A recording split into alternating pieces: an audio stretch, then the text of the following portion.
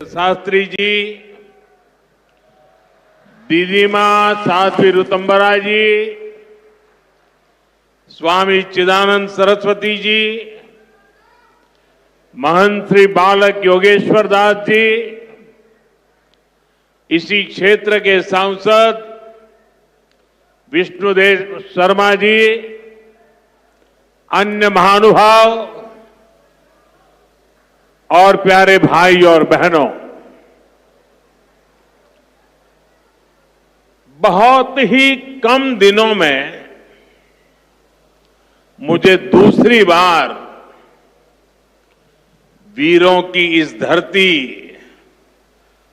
बुंदेलखंड आने का सौभाग्य मिला है।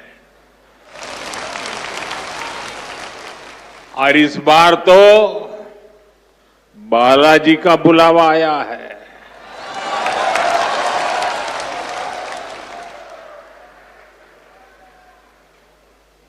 ये हनुमान जी की कृपा है कि आस्था का ये केंद्र अब आरोग्य का केंद्र भी बनने जा रहा है। अभी मैंने यहां Shri Bageshwar Dham medical science and research institute का भूमि पूजन किया है। ये संस्थान 10 एकड़ में बनेगा। पहले चरण में ही इसमें 100 बेड्स की सुविधा तैयार होगी। मैं इस पुनीत कार्य के लिए श्री धीरेन्द्र शास्त्री जी का अभिनंदन करता हूं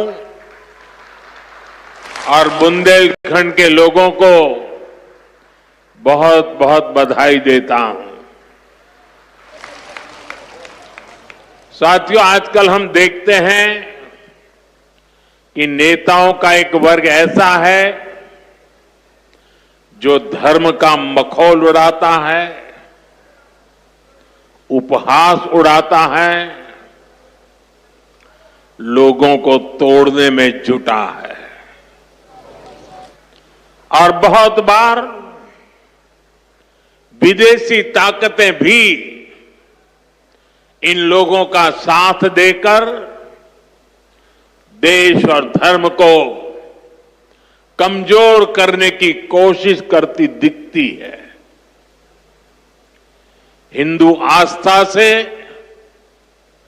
नफरत करने वाले ये लोग सदियों से किसी न किसी भेष में रहते रहे हैं।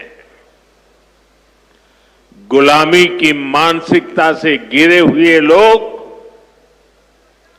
हमारे मत, मान्यताओं और मंदिरों पर, हमारे संत, संस्कृति और सिद्धांतों पर हमला करते रहते हैं। ये लोग हमारे पर्व, परंपराओं और प्रथाओं को गाली देते हैं।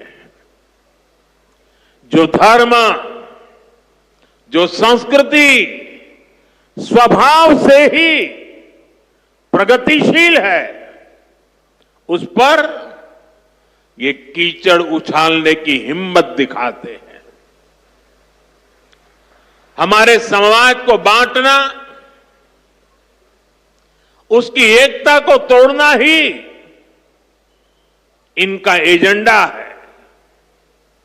इस माहौल में मेरे छोटे भाई धीरेन्द्र शास्त्री जी काफी समय से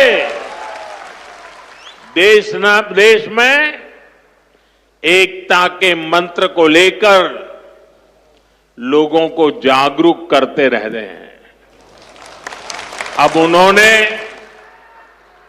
समाज और मानवता के हित में एक और संकल्प लिया है।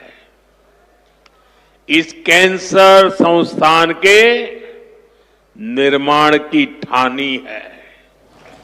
यानी अब यहां बागेश्वर धाम में भजन, भोजन और निरोगी जीवन तीनों का आशीर्वाद मिलेगा। साथियों, हमारे मंदिर,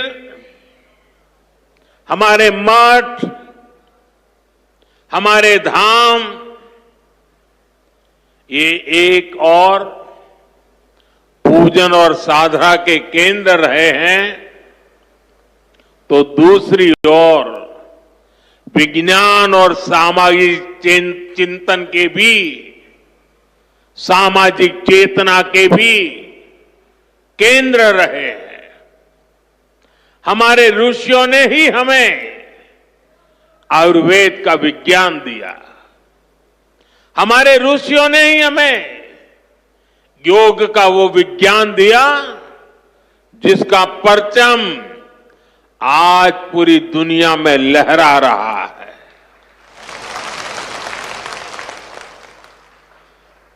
हमारी तो मान्यता ही है, परहित सरिस धर्म नहीं भाई, अर्थात दूसरों की सेवा, दूसरों की पीड़ा का निवारण ही धर्म है। इसलिए नर में नारायण, जीव में शिव, इस भाव से जीव मात्र की सेवा, यही हमारी परंपरा रही है। आजकल हम देख रहे हैं महाकुंभ की हर तरफ चर्चा हो रही है। महाकुंभ अब पूर्णता की ओर है। अब तक करोड़ों लोग वहां पहुंच चुके हैं। करोड़ों लोगों ने आस्था की डुबकी लगाई है, संतों के दर्शन किए हैं। अगर इस महाकुंभ की तरफ नजर करें तो सहज भाव उड़ जाता है, ये एकता का महाकुंभ है। आने वाली सदियों तक 144 वर्ष के बाद हुआ ये महाकुंभ एकता के महाकुंभ के रूप से प्रेरणा देता रहेगा और देश की एकता को मजबूती देने का अमृत परोसता रहेगा। लोग सेवा भाव से लगे हुए, जो भी कुंभ में गया है एकता के दर्शन तो किए ही हैं, लेकिन जिन जिन से मेरा मिलना हुआ है, दो बातें महाकुंभ में गए हुए हर व्यक्ति के मुंह से हिंदुस्तान के कोने कोने में सुनाई देती है। एक, वे जी भर करके स्वच्छता कर्मियों की उनके गुणगान करते हैं। 24 घंटे जिस सेवा भाव से इस एकता के महाकुंभ में स्वच्छता के कार्य को संभाल रहे हैं, मैं आज उन सभी स्वच्छता के साथियों को आदरपूर्वक नमन करता हूं। दूसरी एक विशेषता है जो हमारे देश में बहुत कम सुनने को मिलती है और इस बार मैं देख रहा हूं एकता के इस महाकुंभ से आए हुए हर यात्री कह रहा है कि इस बार एकता के महाकुंभ में पुलिस कर्मियों ने जो काम किया है, एक साधक की तरह, एक सेवाव्रती की तरह पूरी नम्रता के साथ देश के कोटि कोटि जनों को संभालना इस एकता के महाकुंभ में जिन पुलिस कर्मियों ने देश के लोगों का दिल जीत लिया है, वे भी बधाई के पात्र है। लेकिन भाइयों बहनों, प्रयागराज के इसी महाकुंभ में इसी सेवा भावना के साथ अनेक विध समाज सेवा के प्रकल्प चल रहे हैं, जिसकी तरफ मीडिया का तो ध्यान जाना बड़ा मुश्किल है, लेकिन ज्यादा चर्चा भी नहीं हुई है। अगर मैं सभी इस सेवा प्रकल्पों की चर्चा करूं तो शायद मेरा अगला कार्यक्रम डिस्टर्ब हो जाएगा, लेकिन मैं एक का उल्लेख करना चाहता हूं। इस एकता के महाकुंभ में नेत्र महाकुंभ चल रहा है। इस नेत्र महाकुंभ में देश के कोने कोने से आए हुए यात्री, गरीब परिवारों से आए हुए लोग, उनकी आंखों की जांच होती है, मुफ्त में होती है। नेत्र चिकित्सक देश के गणमान्य डॉक्टर 2 महीने से वहां बैठे हुए हैं और इस नेत्र महाकुंभ में अब तक 2 लाख से ज्यादा मेरे भाई बहनों की आंखों की जांच हो चुकी है। करीब 1.5 लाख लोगों को निशुल्क दवाई और चश्मे दिए गए हैं और कुछ लोग ऐसे पाए गए जिनके मोती बिंदु के ऑपरेशन की जरूरत थी। तो इस नेत्र महाकुंभ से चित्रकूट और अगल बगल के स्थानों पर जहां पर अच्छी नेत्र चिकित्सा की अस्पतालें थी, करीब 16,000 मोतियाबिंद के ऑपरेशन के लिए उन अस्पतालों में भेज करके एक भी पैसे का खर्च बिना उन सबके मोतियाबिंद के ऑपरेशन किए गए हैं।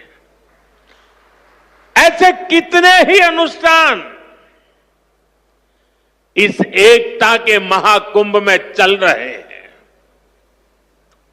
भाइयों बहनों, ये सब कौन कर रहा है?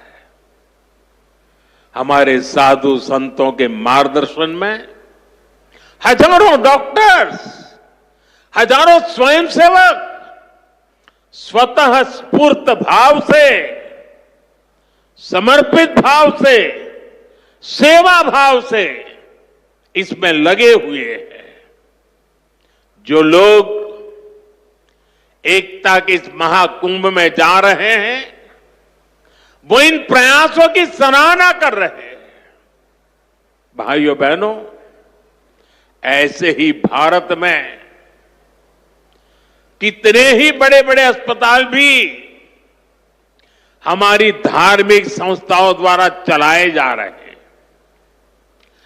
धार्मिक ट्रस्ट के द्वारा हेल्थ और साइंस से जुड़े कितने ही रिसर्च इंस्टीट्यूट्स चलाए जा रहे हैं। करोड़ों गरीबों का इलाज और सेवा इन संस्थानों में होती है। मेरी दीदी मां यहां बैठी है। अनाथ बालिकाओं के लिए जिस प्रकार से समर्पण भाव से वो सेवा करती है, अपना जीवन बेटियों के लिए उन्होंने समर्पित कर दिया। साथियों, यही पास में हमारे बुंदेलखंड का चित्रकूट, प्रभु राम से जुड़ा ये पवित्र तीर्थ खुद दिव्यांगों और मरीजों की सेवा का कितना बड़ा केंद्र है। मुझे खुशी है इस गौरवशाली परंपरा में बागेश्वर धाम के रूप में एक और नया अध्याय जुड़ने जा रहा है। अब बागेश्वर धाम में आरोग्य का आशीर्वाद भी मिलेगा। मुझे बताया गया है यहां 2 दिन बाद महाशिवरात्रि के दिन 251 बेटियों के सामूहिक विवाह महोत्सव का भी आयोजन होगा। मैं इस पुण्य कार्य के लिए भी बागेश्वर धाम की सराहना करता हूं। मैं सभी नवविवाहिता दंपतियों को, मेरी बेटियों को सुंदर और सुखी जीवन के लिए अग्रिम बधाई देता हूं, हृदय से आशीर्वाद देता हूं। साथियों, हमारे शास्त्रों में कहा गया है, शरीर माध्यम खलु धर्म साधनम, अर्थात हमारा शरीर, हमारा स्वास्थ्य ही हमारे धर्म, हमारे सुख और हमारी सफलता का सबसे बड़ा साधन है।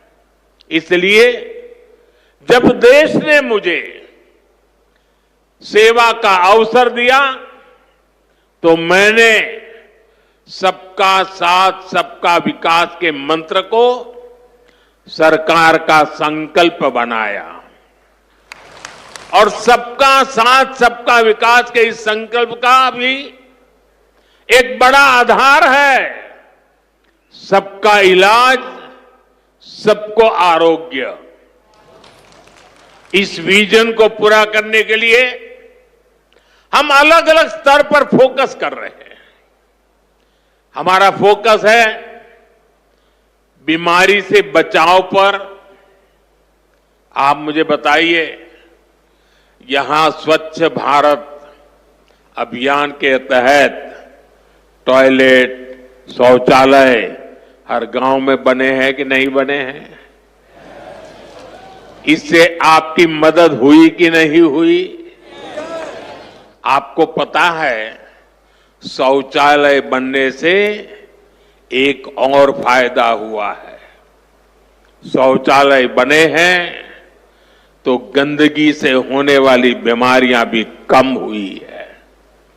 एक स्टडी कहती है, जिन घरों में शौचालय बने हैं वहां हजारों रुपये बीमारी पर खर्च होने से बचे हैं। साथियों, 2014 में हमारी सरकार आने से पहले हालात ये थी कि देश में गरीब जितना बीमारी से नहीं डरता था, उससे ज्यादा डर उसे इलाज के खर्च से लगता था। अगर परिवार में कोई एक व्यक्ति भी गंभीर बीमारी का शिकार हो जाए तो पूरा परिवार संकट में आ जाता था। मैं भी आप सबकी तरह गरीब परिवार से निकला हूं। मैंने भी इन तकलीफों को देखा है और इसलिए मैंने संकल्प किया है, मैं इलाज का खर्च कम करूंगा और आपकी जेब में ज्यादा से ज्यादा पैसे बचाऊंगा। मैं आपको बार बार हमारी सरकार की कुछ योजना, कल्याणकारी योजनाओं की जानकारी देता रहता हूं, ताकि एक भी जरूरतमंद योजनाओं से छूटे नहीं। इसलिए मैं कई जरूरी बातें आज फिर यहां दोहरा रहा हूं और मैं आशा करता हूं आप इसे याद भी रखेंगे और अपने परिचितों को जरा बताएंगे भी। बताएंगे ना? पक्का बताएंगे?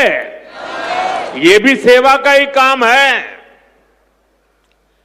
इलाज के खर्च का बोझ कम होना चाहिए कि नहीं होना चाहिए? इसलिए मैंने हर गरीब के मुफ्त इलाज की व्यवस्था कर दी है। 5 लाख तक का इलाज बिना किसी खर्च के।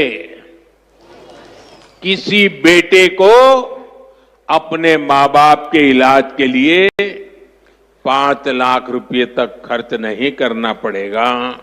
ये दिल्ली में आपका जो बेटा बैठा है ना, वो काम वो करेगा। लेकिन इसके लिए आपको आयुष्मान कार्ड बनवाना है। मुझे आशा है कि यहां बहुत सारे लोग होंगे जिनका आयुष्मान कार्ड जरूर बना होगा। जिनका नहीं बना है वो भी जल्दी से बनवा ले। और मैं मुख्यमंत्री जी को भी कहूंगा कि इस काम को, इस क्षेत्र में अगर कोई छूट गए हो तो तेजी से इसको आगे बढ़ाया जाए। साथियों, एक और बात आज आपको याद रखनी है। अब गरीब, अमीर, मध्यम वर्ग, कोई भी परिवार हो, परिवार में 70 साल से अधिक उम्र के सभी बुजुर्गों के लिए भी मुफ्त इलाज के लिए आयुष्मान कार्ड बन रहे हैं। ये कार्ड भी ऑनलाइन ही बन जाएंगे। इसके लिए कहीं किसी को कोई पैसा देना नहीं है। और अगर कोई पैसे मांगता है तो सीधे मुझे चिट्ठी लिखना, बाकी काम मैं कर लूंगा।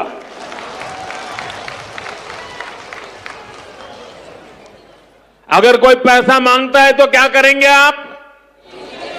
लिखेंगे?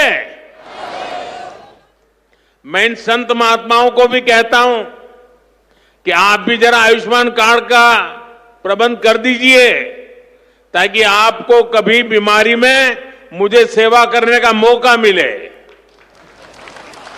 आपको तो बीमारी आने वाली नहीं है, लेकिन अगर कहीं आ जाए तो। भाइयों बहनों, कई बार इलाज के लिए अस्पताल में भर्ती होने की जरूरत नहीं पड़ती है। डॉक्टर की लिखी दवाई घर पर ही खानी पड़ती है। ऐसे में मेडिकल स्टोर से सस्ती दवाई मिले, मैंने इसका भी इंतजाम किया है। इस खर्च को कम करने के लिए देश में 14,000 से ज्यादा जन औषधि केंद्र खोले गए हैं। और ये जन औषधि केंद्र ऐसे हैं कि जो दवाई बाजार में 100 रुपये में मिलती है, जन औषधि केंद्र में वही दवाई सिर्फ 15, 20, 25 रुपये में मिल जाती है। अब आपका पैसा बचेगा कि नहीं बचेगा? तो आपको जन औषधि केंद्र से दवाई लेनी चाहिए कि नहीं लेनी चाहिए? दूसरी एक बात मैं करना चाहता हूं। आजकल बहुत बार खबरें आती हैं, गांव-गांव किडनी की भी बीमारी काफी फैल रही है। अब किडनी की बीमारी जब बढ़ जाती है तो लगातार डायलिसिस करानी पड़ती है, नियमित रूप से करानी पड़ती है। दूर दूर जाना पड़ता है, खर्चा बहुत लगता है। आपकी ये मुसीबत कम हो, इसलिए हमने देश के 700 से ज्यादा जिलों में 1,500 से ज्यादा डायलिसिस सेंटर खोले हैं। यहां मुफ्त डायलिसिस की सुविधा भी उपलब्ध है। सरकार की इन सब योजनाओं की जानकारी आपको भी होनी चाहिए और आपको अपने परिचितों में भी सबको बताना चाहिए। तो मेरा इतना काम करोगे? जरा सब हाथ ऊपर करके बताइए, करोगे? आपको पुण्य मिलेगा। ये सेवा का काम है। साथियों, बागेश्वर धाम में कैंसर मरीजों के लिए इतना बड़ा अस्पताल खुलने जा रहा है, क्योंकि कैंसर अब हर जगह बड़ी परेशानी बन रहा है। इसलिए आज सरकार, समाज, संत सब कैंसर के खिलाफ लड़ाई में मिलकर प्रयास कर रहे हैं। भाइयों बहनों, मुझे पता है गांव में अगर किसी को कैंसर हो जाए तो उससे लड़ना कितना मुश्किल होता है। पहले तो बहुत दिनों तक पता ही नहीं चलता कि कैंसर हुआ है।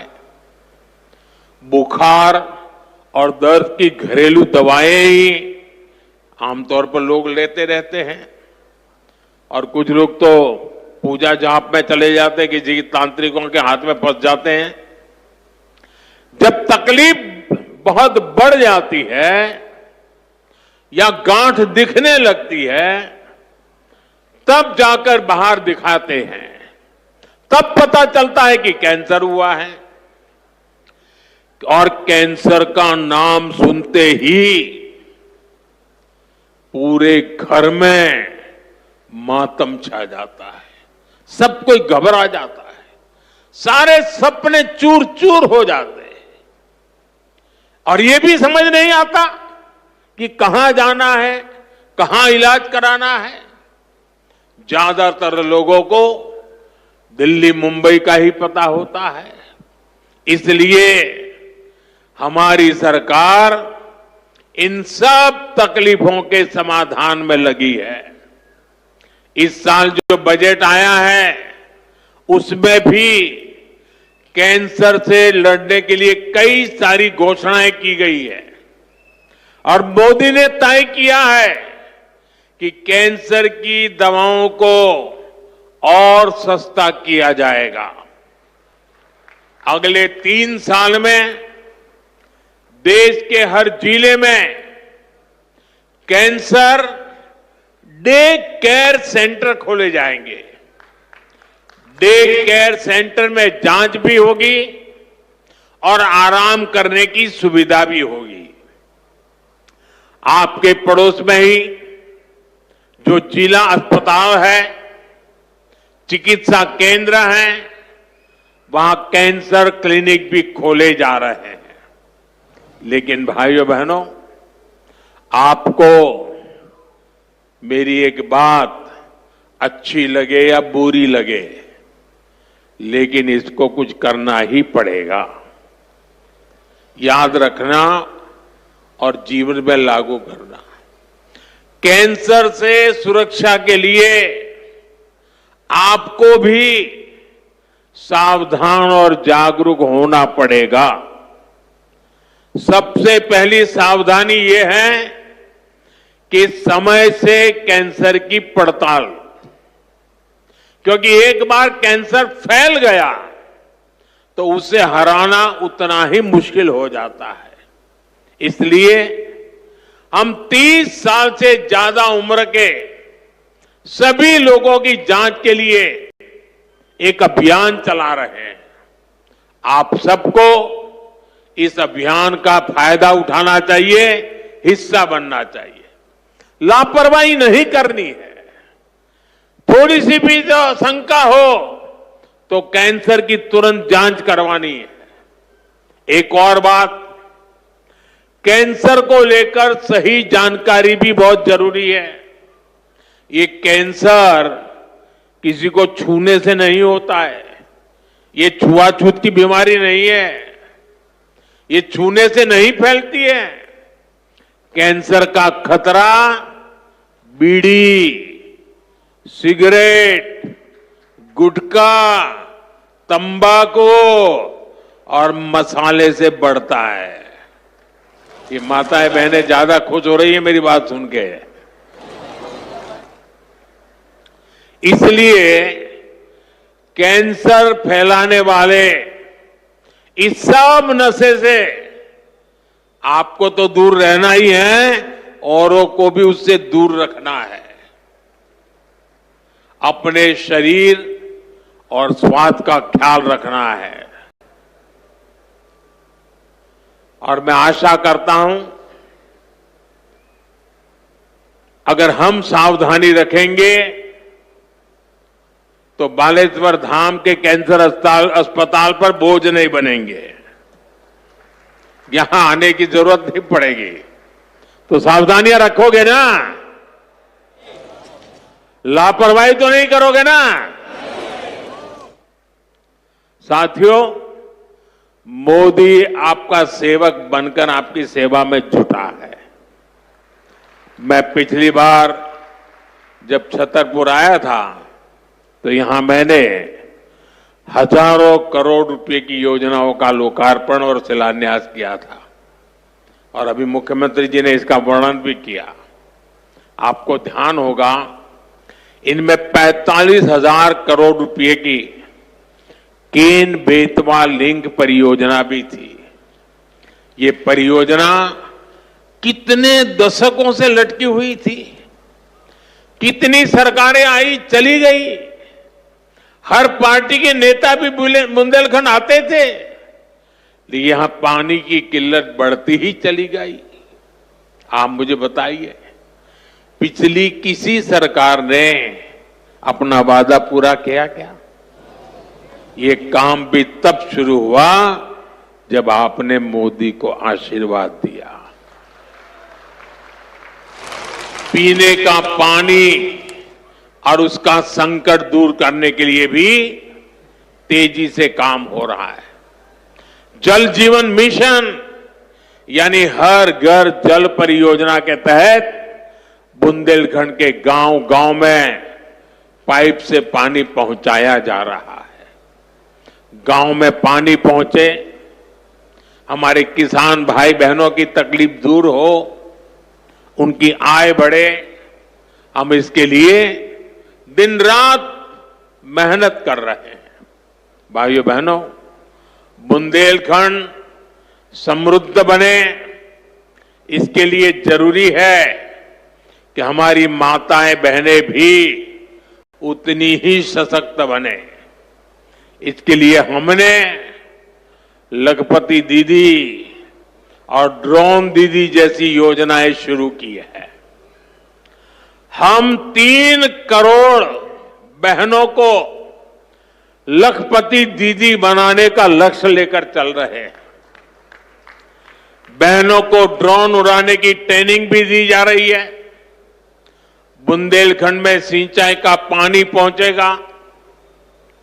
बहनें ड्रोन से फसलों पर छिड़काव करेगी, खेती में मदद करेगी, तो हमारा बुंदेलखंड समृद्धि के रास्ते पर तेजी से आगे बढ़ेगा।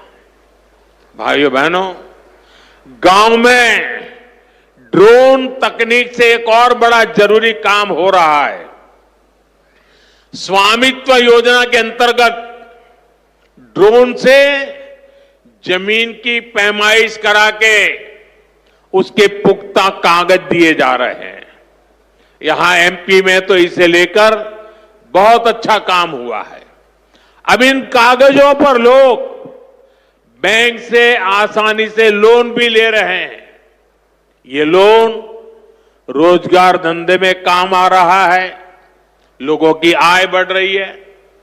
साथियों, बुंदेलखंड की इस महान धरती को विकास की नई ऊंचाई पर पहुंचाने के लिए डबल इंजन की सरकार दिन रात मेहनत कर रही है। मैं बागेश्वर धाम में कामना करता हूं, बुंदेलखंड समृद्धि और विकास की राह पर इसी तरह आगे बढ़ता रहे। और आज मैं हनुमान दादा के चरणों में आया तो मुझे लगा क्या ये धीरेन्द्र शास्त्री अकेले ही पर्ची निकालेंगे कि मैं निकाल पाऊंगा। तो मैंने देखा कि आज हनुमान दादा की मुझ पे कृपा होती है कि नहीं होती है। तो हनुमान दादा जी ने मुझे आशीर्वाद दिया और मैंने आज पहली पर्ची निकाली, उनकी माताजी की पर्ची निकाली, और जिसकी बात शास्त्री जी ने बता दी आपको। खैर साथियों, ये बहुत बड़ा अवसर है, बहुत बड़ा काम है। संकल्प बड़ा हो, संतों के आशीर्वाद हो, प्रभु की कृपा हो तो समय सीमा में सब पूर्ण होता है। और आपने कहा है कि इसके उद्घाटन के लिए मैं आऊं, दूसरा कहा है कि उनकी बारात में मैं आऊं। मैं आज सार्वजनिक रूप से वादा करता हूं, दोनों काम कर दूंगा।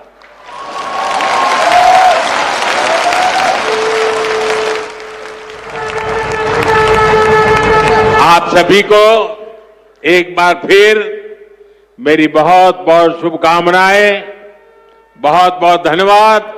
हर हर महादेव।